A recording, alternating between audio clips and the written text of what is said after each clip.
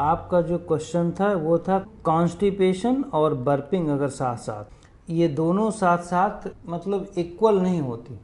मान लो बर्पिंग ज़्यादा है, एक्सट्रीम है, तो किसी को कॉन्स्टिपेशन हो सकता है वो उसी पे, लेकिन कॉन्स्टिपेशन लेस होगा, एक्सट्रीम नहीं दोनों होगा।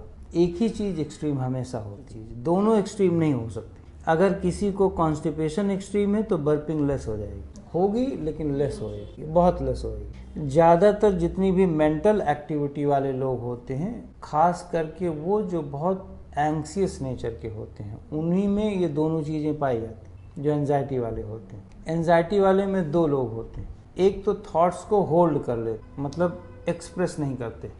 एक्सप्रेस नहीं करोगे, इमोशंस को, थॉट्स को होल्ड कर लोगे तो कॉन्स्टिपेशन के चांसेस 90%। क्यों? क्योंकि वो होल्डिंग जानता है, वो अपने ऑर्गन्स में होल्डिंग की ट्रेनिंग दे रहा है, होल्ड करने की। क्योंकि सॉफ्टवेयर वैसे वैसे अपने हार्डवेयर को भी इंस्ट्रक्शन दे रहा है, राइट। अब इस बॉडी के अंदर मेजर ऑर्गन जो होल्ड करने वाला है वो इंटेस्टाइन ही है, चाहे वो छोटी इंटेस्टाइन हो या बड़ी इंटेस्टाइन, बड़ी साइज में।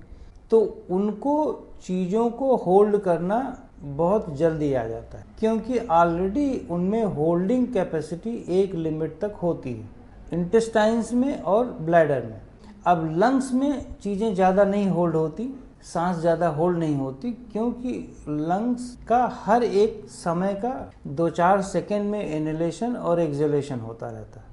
पर यहाँ पे ऐसा नहीं कि खाना खाया निकल गया, तो इसका प्रोसेस डाइजेशन का लंबा होता है, इसलिए यहाँ होल्डिंग के चांस ज़्यादा होते हैं। और यहाँ ऊपर और होल्डिंग की एक्टिविटी हो रही है, राइट।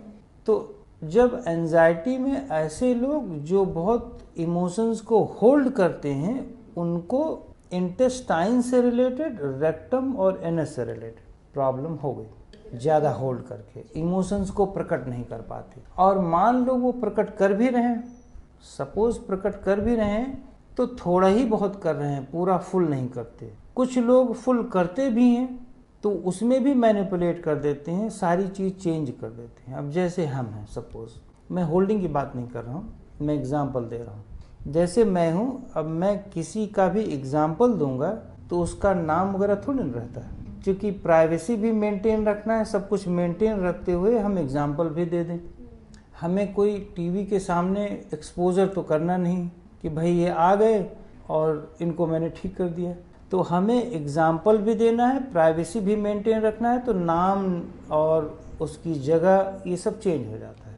वो झूठ बोलना नहीं, वो प्राइवेसी मेंटेन करना है। लेकिन यहीं पर कोई आप एंजाइटी वाला आदमी अपने अंदर कोई प्रॉब्लम्स भरी है, गिल्ट भरा है, वो निकाल भी नहीं पा रहा, तो वो कैसे निकालेगा? तो हर एक आदमी या औरत में इतनी तो बुद्धि होती है कि कहीं कोई चीज़ लीक आउट हो गया तो मामला गड़बड़ हो जाएगा फ्यूचर में। तो इसलिए वो कोई झूठ बोल के उसमें भी मैनिपुलेशन करता है, कोई दूसरे एंगल को देगा। अब जैसे एक लेडी यहाँ आई, एक लेडी 1.5 घंटा यहाँ बैठी थी, बाहर से, आंध्रा से आई, हस्बैंड के साथ आई, और वो हमसे एग्जाम्पल दे रहे हैं कि हम किससे सबसे ज़्यादा एंजाइटी में आते हैं। वो लड़की से आते हैं जो योग सिखाती है पार्क में फ्री में, उससे एंजाइटी में, क्योंकि उसका रूड बिहेवियर है। हमने कहा भाई रूड रहने तो क्या दिक्कत है, फ्री में ही तो सिखा रही है, उस सेवा ही तो कर रही है आपकी। तो अगर मान लो कोई योगी है, आप आशीर्वाद लेने जाते हैं, वो गाली देने लगा, तो आप नाराज़ नहीं होते ना उससे, क्योंकि उससे आपका कोई आर्थिक संबंध नहीं। वहाँ पे आप लेने गए थे, वो आपसे नहीं ले रहा है, तो जब वन साइड होता है तो आपको कोई टेंशन नहीं होता, कोई भी गाली भी दे दो, कुछ भी कर ले, क्या करना है। तो हमने कहा क्या टेंशन है, लेकिन नहीं। अब हम इस बात से अब चूंकि बोल भी नहीं पा रहे हैं प्रॉब्लम क्या है, लेकिन मेरी एनालिसिस से ये था, कुछ और आ रहा था कि कुछ गड़बड़ है मामला। अब वो माता श्री चली गई, मैंने प्रोग्राम बना दिया, पर मेरे अंदर खटक रहा था। 10-15 दिन के बाद वो बताती हैं कि मैं जिसके बारे में बात कर रही थी वो मेरे बगल में बैठा था, वो हस्बैंड ही थे। तो मेरा ये कहने का मतलब है कि आप आंध्रा से आए हो यहाँ तक और आप अपने ही हस्बैंड के बारे में बात कर रहे हो, लेकिन एंगल कहीं और है, इनडायरेक्टली बात कर रहे थे। तो ऐसे लोगों के प्रॉब्लम्स के सल्यूशन नहीं मिल पाते। इसका मतलब है कि आपका कॉन्फिडेंस लेवल भी नहीं है इतना कि आप आमने सामने भी बात कर लो। इसका मतलब फियर का एंगल बहुत है, एंजाइटी में फियर भी ऐड हो गया है। इसका मतलब कि कॉन्फिडेंस आपकी इतना ज़्यादा लो है कि आप किसी के सामने कुछ बोल भी नहीं पा रहे हो, है ना। इतना आपका दोनों का म्यूचुअल रिलेशनशिप इतना लोअर स्टेट पे चला गया है कि आप एक दूसरे के बारे में आमने सामने बोल भी नहीं सकते। और प्रॉब्लम तो छोड़ दो, शरीर में जो आ रही है। तो बहुत सारे लोग, मेरा कहने का मतलब एंग्सियस लोग इस तरह के होते हैं। इन लोगों का जो मैंने बताया, ये एंग्सियस लोगों की अपान वायु गड़बड़ होती है, क्योंकि ये होल्ड किए हैं, बता पा नहीं रहे हैं। अब बता भी रहे हैं तो घुमा घुमा के बता रहे हैं, तो उसमें भी संतोष नहीं। अब उसी लेडी ने 15 दिन के बाद आखिर बताया ना मुझे, इसका मतलब 15 दिन तक अंदर कुछ भरा था, दिक्कत थी, तभी तो बताना पड़ा, नहीं तो बता के निकल जाती, क्या दिक्कत थी, प्रॉब्लम थी ना। तो इसका मतलब ये है कि आपके अंदर वो गिल्ट, आपके अंदर वो स्टोर सिस्टम को एक्सप्रेस नहीं कर पा रहे हो। एक्सप्रेस नहीं करोगे तो गिल्ट फैलेगी कि हम नहीं बता पा रहे हैं। इससे अपान वायु दूषित होती है। समान वायु भी गई, अपान वायु भी गई। दूसरा, एक ऐसा एंजाइटी वाला आदमी है जो एक्सप्रेस कर रहा है, खूब एक्सप्रेस कर रहा है, वो ओवर थिंकर है, एक्सप्रेस भी कर रहा है और ओवर थिंकिंग से अपनी सेंसेस को खींचे पड़ा है, उसे मालूम नहीं है। अब अगर मेरे केस में देखो तो मेरा ये वाला केस था, ये ओवर थिंकिंग का और एक्सप्रेशन का। एक्सप्रेशन गजब का है। अगर अभी भी देखो तो मैं जब एक्सप्रेस करता हूँ तो जब बहुत डीपर लेवल पे जा रहा होता हूँ तो कहीं न कहीं फेशियल मसल्स पे स्ट्रेस आ जाता है, सेंसेस में स्ट्रेस दिख जाएगा। बहुत जो माइन्यूट ऑब्जर्वर है वो अच्छी तरह से ऑब्जर्व कर सकते हैं कि मेरी सेंसेस में जब बहुत डीपर में गया तो इतना, चाहे खुश होने लगूं या बहुत ज़्यादा डिटेल में बात करने लगूंगा तो कहीं न कहीं स्ट्रेस आ जाता है, लूज नहीं छोड़ पाता। जबकि बहुत डिटेल में जाने पर आपको अपनी सेंसेस को लूज करना होता है। ये ट्रेनिंग होती है, ये बेसिक ट्रेनिंग होती है। वो इसलिए आप लोगों को बता रहे हैं क्योंकि फ्यूचर में जब डीपर लेवल पे जाओगे और बहुत ज़्यादा समझाने वाली मुद्रा पे आओगे तो आप स्ट्रेस ले लोगे। स्ट्रेस का मतलब मेंटल स्ट्रेस नहीं, आप अपनी सेंसेस में खिंचाव ला दोगे। तो मेरा एंजाइटी इस तरह से आ गया शुरुआती दौर में। तो आप ये देखो कि उस एंजाइटी से, उस स्ट्रेस से, ये एंजाइटी प्रूवन नहीं है, मतलब ये एंजाइटी मेडिकली सर्टिफाइड नहीं है, प्रूवन नहीं कि इसको एंजाइटी कहते हैं, कंसिडरेबल है ही नहीं है, लेकिन ये एंजाइटी है। आपको डॉक्टर एसिडिटी देंगे, आपको नींद की दवा देंगे, कुछ नहीं होगा इससे। क्यों? क्योंकि वो आदमी इतना डीपर लेवल पे बात करता है और बात करते हुए, सोचते हुए वो अपनी सेंसेस को स्ट्रेस दे रहा है। एक डॉक्टर है, अब बात कर रहा है पेशेंट से इन्वॉल्व नहीं होता क्योंकि वो एक्सपर्ट है।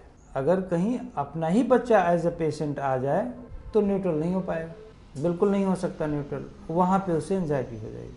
हमारे केस में बहुत कम ऐसे केसेस आते हैं जहाँ पे हम स्ट्रेस में आते हैं, बहुत मिनिमल। जैसे अब यहाँ पे बहुत एक्सट्रीम केस है, यहाँ पे कोई स्ट्रेस नहीं है। मेरे सामने मतलब वीडियो कॉन्फ्रेंसिंग में एक आदमी गिर गया, हार्ट अटैक आया, वो तो बाद में पता चला, मुझे तो लगा कि चक्कर खा के गिर गए, बच गए, बचा लिए, कोई हमको रिएक्शंस नहीं। उस समय अगर हमको रिएक्शंस होते हम ही गिर जाते या उसको कैसे बचाते हैं। लेकिन जो करंट मैनेजमेंट में कोई प्रॉब्लम नहीं आती, ड्यूरिंग प्रॉब्लम मुझे कोई दिक्कत नहीं होती।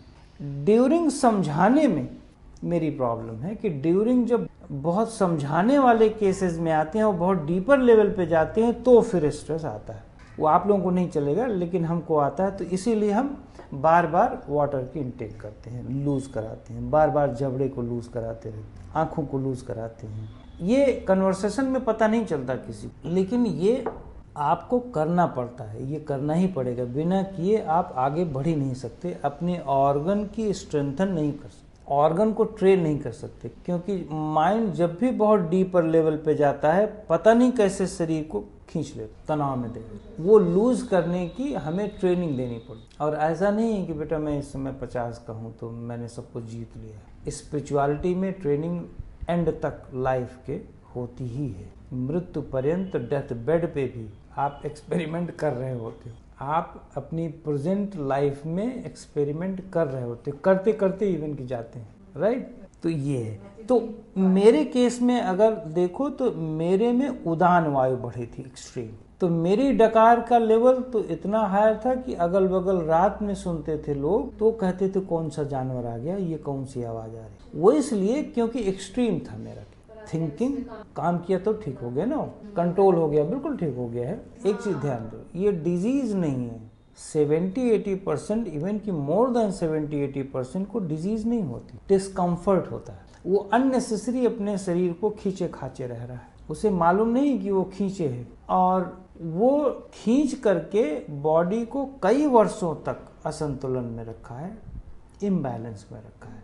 तो ये 20-25 सालों तक, मतलब 50 तक तो ठीक है, 50 के बाद ये शरीर फिर धीरे धीरे आपको जवाब देने लगे। अब तो हालांकि 30 तक ही है, क्योंकि इतना हायर स्ट्रेस है, कॉम्पिटिटिव है सब मामला। तो इतनी कंपटीशन में आदमी इतना खींचे खांचे है शरीर को, और टेंडेंसी हो गई है कि उसे मेडिकेशन पे ही रहना पड़ रहा, मसल्स को लूज कराने के लिए। कुछ दवा है नहीं, उसके बाद कोई रोग नहीं है, लेकिन नींद नहीं आ रही है, तो मसल्स रिलैक्सन के अलावा कोई रास्ता ही नहीं। इवन कि जितने भी ऑल्टरनेटिव थेरेपीज हैं उसमें मसल्स रिलैक्सेशन के अलावा कुछ है ही नहीं। जब हम मेडिसिन लेते हैं, हमें अगर नींद आ गई, हम मसल्स रिलैक्स हो गई, तो हमें लगता है कि बस ठीक नॉर्मल हो गए, और हम मेडिसिन को प्रॉपर चैनल बना लेते हैं कि इसी से हो रहा है, अब मेडिसिन परमानेंट करो।